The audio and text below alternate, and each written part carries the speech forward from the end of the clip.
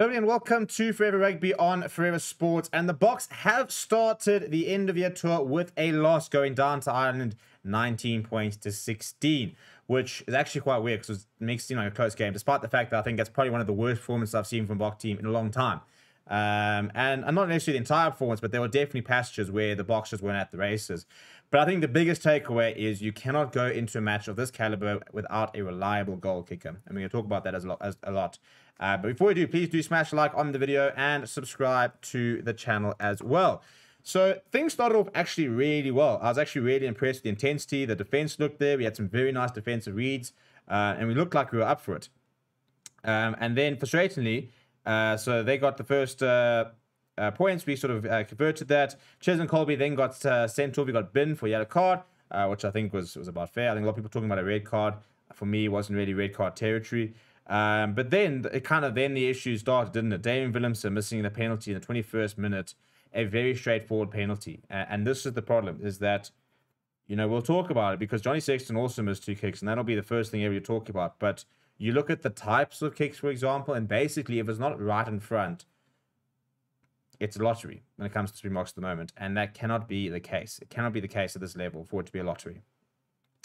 So we went into half-time 6-6. We were actually level. And I thought that was probably a good thing. I think the last sort of 10 minutes, I thought we really struggled. Ireland's obviously offload game. It's very dynamic. They sort of attack you in different positions, and it was starting to sort of coming together. But I thought that Mpimpi, Jesse Kriel, Peter Steph the Toy in the first half, Jasper Wiese defended really well and did very well to keep Ireland out. The second half, however, started really poorly, and you can see the try, Josh van der Fleer, you know, it looked like a reasonable more defense, but basically Ireland just ran for the corner with them all, and Josh van der Fleer managing to get it down. And then it's going to sound very sour, but I do think that Mac Hansen try was a forward pass. You look at the pass, I think it was from Andrew Porter to Finley Beelum, or vice versa. The man standing in front of him, I know he catches it behind him, but look at the most, it was incredibly flat, and I think it's frustrating that it wasn't checked. Just go look at it. And if it is a forward pass, if it's not a forward pass, whatever. But the fact that it wasn't checked was, I found a little bit frustrating.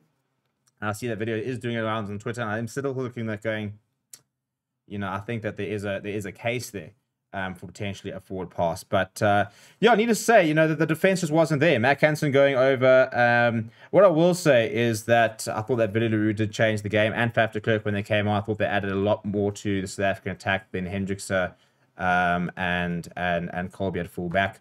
I think Villiers is so important to the side, and I think that we are looked so much better attacking-wise with him on the park. And that's not a criticism against Cheslin Colby. It was his first game in 15. He actually didn't get a lot of opportunity. But Villiers just goes into that first receiver position and slots in there naturally.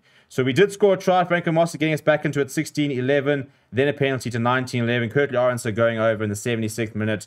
Pretty nicely worked try, actually. Very good work from Ed Sabeth. But Colby missing 2 conversions. After Willemse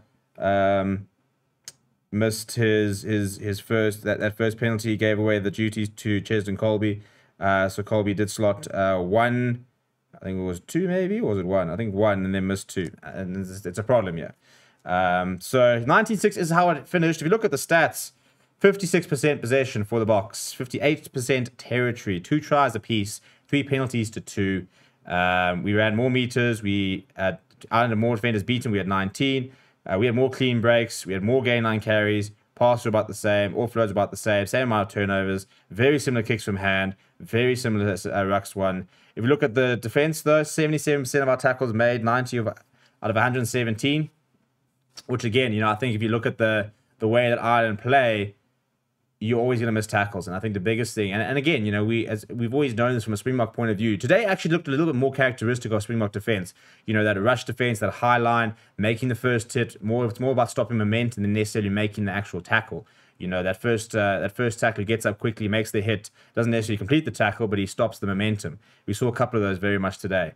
40% goal kicking success rate. Yes, Ireland only had 60%. So Johnny Sexton did miss 2 conversions. The conversions he missed were on the side, like on the touchline. The conversions we missed, there was 1 on the touchline, so cool, cancel that one out. The other 2 were incredibly straightforward. Any international goal kicker would be nailing them, and we missed them. And one was a penalty, which a very easy penalty. You slot that, set 19-19. You slot one of those conversions, which I think you probably should have as well, 21-19. So while Johnny Sexton did miss 2, if you look at the type of kicks, for example, they're far more excusable. If we look at the rucks were fine. 9-out success rate, we lost 1. Ireland lost 1. Didn't lose a scrum. Either side didn't lose a scrum. It was very much whoever had the put in, had the momentum. 5 penalties in our own half, 6 in the opposition's half.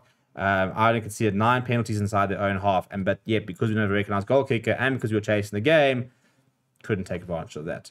Whereas, for example, somebody like Emiliano Buffelli, 9 penalties in their own half, he's probably slotting 5 penalties. That's 15 points that they've just found, which we didn't have. Yellow card as well didn't help. If you look at some individual performances, I thought that Gary Ringrose was very impressive for me for Ireland. Always seemed to get on over the front foot. I thought that Josh van der Fleer was pretty active, very good defensively. I thought Peter O'Mahony was a little bit quiet compared to his usual very high standards. I thought Ty Byrne was very good, made a lot of tackles. From a South Africa perspective, I was very impressed with PSDF Totoy. Looked like a bit more of the PSDF Totoy of old. I think Jesse Creel also played really well. Silenced a lot of his doubters. Made a couple of very important defensive reads. Eben Etzebeth worked very hard, made a lot of tackles, got a lot of work. Sia Khaleesi, it was a bit quiet in the second half, but had a good, decent first half. But we just didn't play well, which is frustrating because I said we have had some good games, but this just wasn't one of it. But let me know what you think in the comments below. Please do smash a like on the video and subscribe to the channel as well. Thank you very much for watching. My name is Steven. I'll chat to you soon.